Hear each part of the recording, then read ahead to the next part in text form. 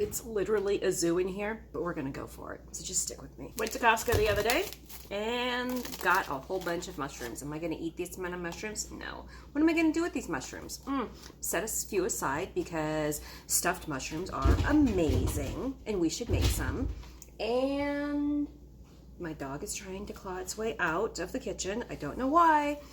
We're going to cut them up and freeze them because then all we have to do is chunk a few in for skillets, for omelets or dishes or anything that we're gonna cook. So let's get with it.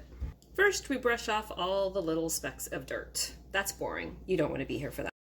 Now I'm gonna pop the centers on some of them. Ones that I don't want to set that one aside. Ones that I want to set aside for tomorrow because tomorrow I'm making my husband stuffed mushrooms.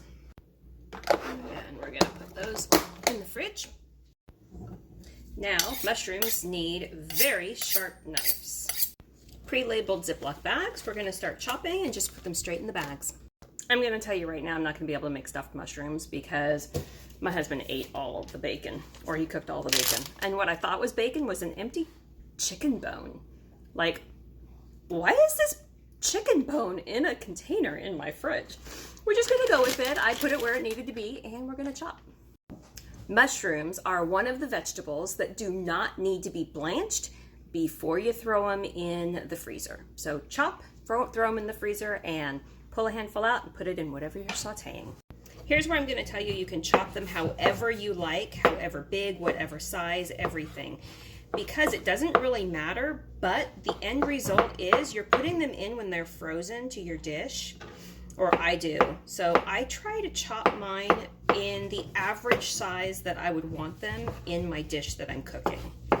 That's my only tip for this. Other than that, have fun with it. Put on some music, whatever tickles your fancy.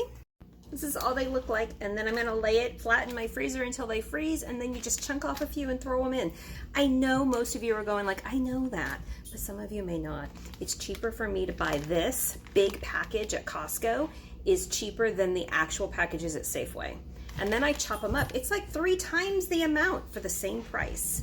That's a savings.